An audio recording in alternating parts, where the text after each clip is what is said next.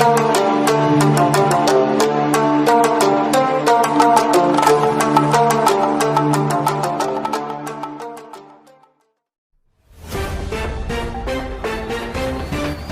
జిల్లా తాండూరు పట్టణంలో యువ జాగృతి ఆధ్వర్యంలో ఇండియన్ మెడికల్ అసోసియేషన్ సహకారంతో గుండెపోటుతో యువతలో సంభవించే ఆకస్మిక మరణాల నివారణ అంశంపై హోటల్ హిమాలయాల్లో అవగాహన కార్యక్రమం కొనసాగింది. ఈ కార్యక్రమంలో కార్డియాలజిస్ట్ డాక్టర్ దయా వాస్వాని మాట్లాడుతూ గుండె ఆరోగ్యం పట్ల అందరూ శ్రద్ధ వహించాలని, వ్యసనాలకు దూరంగా ఉంటూ యువత ఆరోగ్యం పాడు చేసుకోవద్దని ఆమె కోరారు. ప్రతిరోజు అరగంట సేపు వ్యాయామం చేయాలని, వేపుడు వంటకాలతో భద్రంగా ఉండాలని, నాణ్యమైన వంట నూనెలను వాడాలని ఆమె తెలిపారు. ముఖ్యంగా యువత బీపీ, షుగర్, కొవ్వుకు సంబంధించిన పరీక్షలు చేసుకోవాలని ఆమె సూచించారు. అశ్రద్ధ మరియు సొంత వైద్యం మంచిది కాదని డాక్టర్ జయప్రసాద్ వెల్లడించారు. ఇలాంటి అవగాహన కార్యక్రమాలతో ప్రజలకు మేలు కలుగుతుందని బీసీ సంఘం నాయకులు కందుకూరి రాజ్ కుమార్ అన్నారు. యువతలో ఆకస్మిక మరణాలపై ప్రజలకు అవగాహన కల్పించేందుకు ఇలాంటి అవగాహన సదస్సులు చాలా అవసరమని, యువత చెడుపోకడలతో పలు టెన్షన్ల కారణంగా ఆరోగ్యం పాడు చేసుకోరాదని తాండూరు యువ జాగృతి అధ్యక్షులు పర్యాద రామకృష్ణ అన్నారు.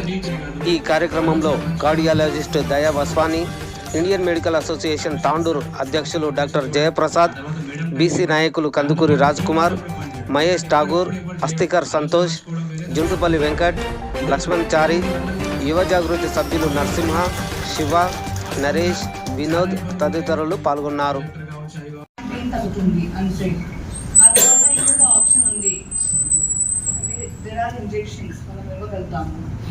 బ్లడ్ థిన్నర్ ఇంజెక్షన్స్ ఉంటాయి, ఆ బ్లడ్ క్లాట్ మెల్ట్ చేసుకోవడానికి. So if you take it in the first 3 hours chest pain తర్వాత దానికి ఎఫికసీ 90% పైన ఉంటుంది. బట్ ప్రాబ్లం ఏంటంటే కొంచెం దానికి కూడా ఈసీజీ అవసరం ఉంటే షాక్ ఇవ్వడం, ఆ ఫెసిలిటీ ఉంటే మనం ఇవ్వగలుగుతాము. బ్లైండ్గా ఇవ్వడం అంటే దట్ ఈస్ ఆల్సో రిస్కీ, ఎందుకంటే అది చాలా స్ట్రాంగ్ మెడిసిన్ ఉంటుంది. బ్లడ్ క్లాట్కి మెల్ట్ చేస్తుంది అంటే మీరు అనుకోవచ్చు ఎంత స్ట్రాంగ్ ఉంటుంది. సో దానికి ప్లస్ ఎఫెక్ట్స్ ఉంటాయి అంటే కొంచెం సైడ్ ఎఫెక్ట్స్ కూడా ఉండొచ్చు కదా. సో మనకైతే అంత ఫెసిలిటీ కావాలి సైడ్ ఎఫెక్ట్స్ డీల్ చేసుకోవడానికి. ఒకవేళ అదే ఉంటే ఇంజెక్షన్ ఇవ్వాలి, మెయిన్ స్టెంట్ వేసుకోవడం, యాంజియోగ్రామ్ చేసుకోవడం, ఆ ఫెసిలిటీ దూరంగా ఉంటే ఇంజెక్షన్ ఇప్పించాలి. ఎందుకంటే ఏం చేయకుండా ఉంటే దానికన్నా ఏదైనా చేస్తే better. Something is always better than nothing. ఈ ఇంజెక్షన్ మోస్ట్లీ గవర్నమెంట్ లో డెఫినెట్ గా ఉంటుంది, బికాస్ ఇది గవర్నమెంట్ ప్రోటోకాల్, గవర్నమెంట్ స్టడీస్ లో రిజిస్టర్ అవుతాయి. ఎన్ని హార్ట్ అటాక్ పేషెంట్స్ వచ్చారు, ఎన్ని ఇంజెక్షన్స్ మనం ఇచ్చాము. एडल्ट मेल के लिए 13 to 16 हीमोग्लोबिन नॉर्मल होता है. जब आपका हीमोग्लोबिन 17-18 होने लगे उसी को हम बोलते हैं कि ब्लड मोटा हो रहा है. दैट मीन्स आपका जो ब्लड में हीमोग्लोबिन का कॉन्सेंट्रेशन है वो बढ़ रहा है. तो ये एक फैक्टर. उसी सेम सीबीपी रिपोर्ट में अगर आप कभी देखेंगे तो उसमें हेमाटोक्रिट बोलते हैं पीसीबी.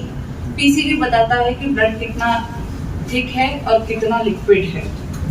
ये फैक्टर होता है जिससे आप मॉनिटर कर सकते हो. सेकेंड चीज, जब भी ऐसा हो तो कोई बैड हैबिट है तो उसको रोक दीजिए सबसे पहले. दूसरा, पानी आपको पानी से ही डाइल्यूट करना है. आपको बहुत अच्छा हाइड्रेशन मेंटेन करना है. तो देखना है कि आप डिहाइड्रेट ना हो रहे हो. 3 to 3.5 लीटर्स ऑफ वाटर लेना है. अगर आप रेगुलरली लेते रहेंगे या किसी भी फॉर्म ऑफ टोबैको से दूर रहेंगे, विद इन अ मंथ और 2 यूजुअली हीमोग्लोबिन डाइल्यूट हो जाता है, नेचुरली हो जाता है. अगर उसके बाद भी नहीं होता है तो यूजुअली हम लोग वो पेशेंट से ब्लड डोनेट करवाते हैं. मतलब आप समझिए कि आपने 250 ml ऑफ ब्लड निकाल दिया शरीर से, तो उतना हीमोग्लोबिन का कॉन्सेंट्रेशन बाहर चला गया. और उसके बाद फिर आप बैड हैबिट बंद करके वापस वाटर इंटेक बढ़ाना है, उससे कम होगा. थर्ड चीज, मेडिसिन भी होते हैं बट यूजुअली वो बहुत रेयरली जरूरत पड़ती है. यूजुअली इन 2 चीज़ों से मैनेज हो जाते हैं. First thing you have to do is check pulse. Pulse ఎలా చెక్ చేయాలి ఇప్పుడు అందరికీ తెలుసు.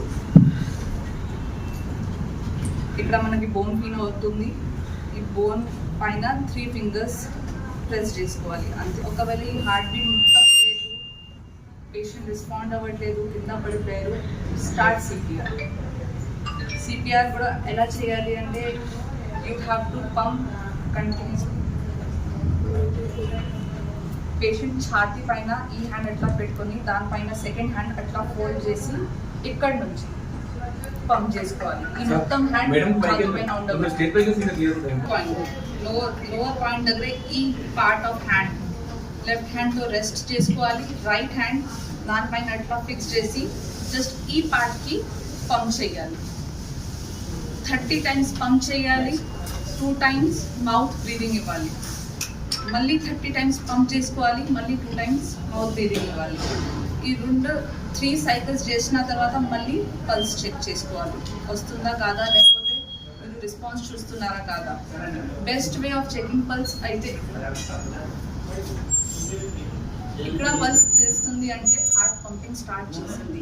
ఎక్కడైనా మనకి పంపింగ్ తెలిసిపోయింది అక్కడ సిపిఆర్ స్టాప్ చేసుకోవాలి. ఆ తర్వాత తొందరగా పేషెంట్కి షిఫ్ట్ చేసుకోవాలి ఏదైనా మెడికల్ సెంటర్. సో ఇమ్మీడియట్గా స్టార్ట్ చేయాలంటే దిస్ ఈజ్ 1 పల్స్. ఈ పల్స్ చూడాలి. ఇక్కడ మన సెంటర్ ఉంది, ఇక్కడ ఈ మసిల్ కనిపిస్తుంది. ఈ 2 మధ్యలో జస్ట్ ప్రెస్ చేసుకోండి, పల్స్ ఫీల్ అవుతుంది. This is best way of checking pulse. ఒక పేషెంట్ పడిపోయారు కింద ఖతం అవుతున్నారు అంటే అది అనిపిస్తే ఇక్కడ చెక్ చేయాలి. కనిపించట్లేదు హ్యాండ్ దిస్ పార్ట్ ఓన్లీ, మొత్తం హ్యాండ్ రెస్ట్ చే అవసరం లేదు. దిస్ ఇది ఎట్లా పెట్టి అండ్ షోల్డర్స్తో ప్రెషర్ ఇవ్వాలి. నా హ్యాండ్ ఈ ఒక్కటే లైన్లో ఉండాలి, అప్పుడే సిపిఆర్ కరెక్ట్ పనిచేస్తుంది. అంటే మీరు రిస్ట్ బోన్తో ప్రెషర్ ఇవ్వాలి. ఇక్కడ నుంచి ఎట్లా పెట్టి సో ఈ ఒక లైన్లో ఉంటే ఇక్కడ మీరు ప్రెషర్ అప్లై చేస్తే ఇక్కడనే ప్రెషర్ వెళ్తుంది. ఇక్కడ వెళ్ళకూడదు, ఈ రిస్ట్లో వెళ్ళకూడదు. ఎట్లా 30 times కౌంట్ చేసుకోవాలి. మౌత్ ఓపెన్ చేసి మళ్ళీ 30 times that is CPR. Mask వెళ్ళిపోతే మనం లంగ్ క్యాన్సర్ మనం ప్రివెంట్ చేసుకోవచ్చు. మళ్ళీ మెయిన్గా ఈ స్టోన్స్ వల్ల కిడ్నీ స్టోన్స్ చాలా ఎక్కువైతున్నాయి. సో కిడ్నీ స్టోన్స్ వచ్చినప్పుడు చిన్నగా 5 mm 10 mm ఉంటే ఇబ్బంది లేదు. మినిమం 10 పైన ఉన్నప్పుడు మనం దాన్ని కేర్లెస్ చేయడము, లేదంటే చెట్ల మంది తాగడం వల్ల ఆ కిడ్నీ స్టోన్స్ పోకపోగా అసలు వాటర్ తాగి కొన్ని చేస్తే కిడ్నీ స్టోన్ పడిపోతుంది. అది కాకుండా అనవసరంగా ఈ చెట్ల మంది కూడా కిడ్నీ ఫెయిల్ అవుతున్నాయి, చాలా డేంజరస్. ఒకసారి కిడ్నీస్ ఫెయిల్ అయ్యంటే మళ్ళీ రీట్రాన్స్ప్లాంట్ చేయాలంటే 5 నుంచి 10 లక్షలు పడుతుంది. మూడో విషయం ఏంటంటే రోడ్స్ బాగాలేదు. సరే ఇది ఏదైతే ఉన్నా మనం స్పీడ్ అతిమీరి స్పీడ్ వల్ల ఈ బ్యాక్ ముందు సర్వైకల్ స్పాండిలైటిస్ మోస్ట్ కామన్ గా వస్తున్నాయి. సో ఇది కూడా మన ప్రాంతంలో ఉన్న ప్రాబ్లమ్స్ నేను ఎక్కువ చెప్తున్నాను. హైయెస్ట్ టీబీ కేసెస్ నా హాస్పిటల్ నుంచి డిటెక్ట్ అయ్యాయి. Highest TB cases in most Vikarabad district లో హైయెస్ట్ టీబీ కేసెస్ నేను డిటెక్ట్ చేశాను. లక్కీలీ అంటే పేరు రివీల్ చేయగలను కానీ అందరూ మంచి ఉన్నారు దేవుని దేవాల. టీబీ అంటే భయపడే జబ్బే రాదు. ఇప్పుడు 6 months మంచి ట్రీట్మెంట్ తీసేసుకుంటే మనకంటే వండర్ఫుల్ అవుతారు. అట్లా హెచ్ఐవి పేషెంట్ కూడా చాలా బ్రహ్మాండంగా. ఇప్పుడు హెచ్ఐవి ఎట్లయిందంటే నేను హెచ్ఐవికి ఇన్ఛార్జ్ ఉంటుంది. అందరు భయపడే కాలంలో నేను government hospital HIV incharge best doctor award కూడా వచ్చింది హెచ్ఐవి నుంచి. హెచ్ఐవి వచ్చిన ఇప్పుడు నేను చూస్తున్నాను 30 years కూడా ఇంకా సర్వైవ్ ఉన్నారు. వచ్చిన తర్వాత 30 ఏళ్ళు ఉన్నారంటే మనిషి అంతకంటే గొప్పతనం ఏముంది. సో నేను అనేది ఏంటంటే మనము మొహమాటానికి దీనికి ఇంతకుముందు కృష్ణ కరెక్ట్ చెప్పారు. మనకు ఒక 4 విషయాలు చాలా బాగుండాలి. ఒకటి మానసిక స్థైర్యం ఉండాలి. మనం క్యాన్సర్ కూడా జయించవచ్చు. మంచి మిత్రులను కలిసి ఉండాలి. దీనివల్ల మనం షేర్ చేసుకునే అవగాహన కలుగుతుంది. మంచి నడవడి ఉండాలి. మంచి ఆరోగ్యం ఉండాలంటే మంచి నడవడి ఉండాలి, మంచి ఆహార పదార్థాలు తినాలి. ఇవన్నీ మనం నేర్చుకున్నప్పుడు మనకి ఎటువంటి జబ్బులు రావు. ఇవన్నీ కోల్పోయిన తర్వాత జబ్బులు వచ్చిన తర్వాత ఎన్ని లక్షలు పెట్టినా మన రికవర్ కాదు. సో ఇవన్నీ గుర్తించి మెయిన్గా మన పొల్యూషన్ గురించి, క్యాన్సర్ల గురించి మెయిన్గా ఒకసారి క్యాన్సర్ అవగాహన కూడా పెడదామని ఆలోచిస్తున్నాము. ఎందుకంటే క్యాన్సర్ రేట్ కూడా నిజంగా కూడా ఒక మంచి కార్యక్రమాన్ని తీసుకున్నారు పర్యాద రామకృష్ణ గారు. ఎప్పుడు కూడా తాండూరులో కాదు దేశంలో కూడా అంతా కూడా ఎక్కడ ఏం జరుగుతున్నా కానీ ఒక సోషల్ మీడియా ద్వారా మా మాన్యాల గురించి గొప్పగా వివరిస్తూ ఉంటారు. మరి ఈరోజు ఎట్లాంటి కార్యక్రమం తీసుకున్నట్టే నాతో పాటు తాండూరులో ఉన్న యువత అంతా కూడా ఆరోగ్యంగా ఉండాలని చెప్పేసి ఒక సంకల్పంతో బ్రహ్మాండమైన కార్యక్రమం తీసుకున్నాడు. ఆయనకు యావత్తు తాండూరు తరఫున వాళ్ళకి కృతజ్ఞత జరుపుకుంటూ, అదేవిధంగా డాక్టర్ జయప్రసాద్ సార్ గారు నాకు చాలా ఏళ్ళ నుంచి కూడా చాలా పరిచయం. మరి ఆయన 24 hours సర్వీస్ ఇస్తూ ఉంటాడు. ఎప్పుడు ఏం చెప్పినా ఆయన అవైలబుల్ లేకున్నా కానీ నేను ఇక్కడ ఉంటా, నేను ఇది చేస్తుంటా, నేను చెప్తా అని చెప్పేసి ప్రాపర్గా గైడ్ లైన్ చేస్తూ ఉంటాడు అందరికీ.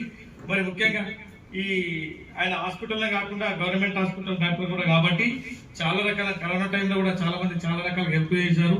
మరి తాండూరులో ఒక ఆయనకి బీదల డాక్టర్ అని కూడా పేరుంది. ఆ పేరు ఇంకా ఇలాగే కొనసాగించాలని చెప్పి కోరుకుంటూ, ముఖ్యంగా తాండూరుకి మరి ఎవరైతే కార్డియాలజిస్ట్ మేడం గారు ఉన్నారో ఇక్కడ రావడం, ఆమె సందేశం ఇవ్వడం, యావత్ తాండ్రుల తరఫున వారికి కూడా ధన్యవాదాలు తెలియజేసుకుంటూ, ముఖ్యంగా యావత్ అందరి తరఫు నుంచి కూడా రామకృష్ణ గారిని సన్మానిస్తున్నాను చెప్పేసి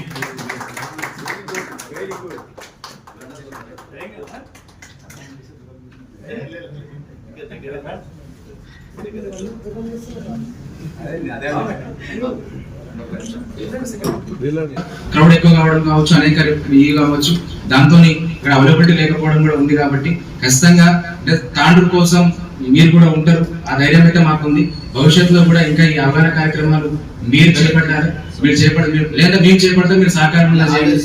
మీరే కావచ్చు, లేకపోతే సంఘాలు కావచ్చు, రాజన్న కావచ్చు, ఇంకా అందరూ కూడా. ఎందుకంటే ఇక్కడ ఉన్నది మన కోసం మనం చేసుకుంటున్నాం. ఒక ఆరోగ్య తాండ్రు నిర్మించుకోవడానికి ఇప్పుడు ఎట్లుంది పరిస్థితి అంటే, కల్తీ ఆహారం, కలుషిత వాతావరణం ఉంది, మెంటల్ టెన్షన్స్.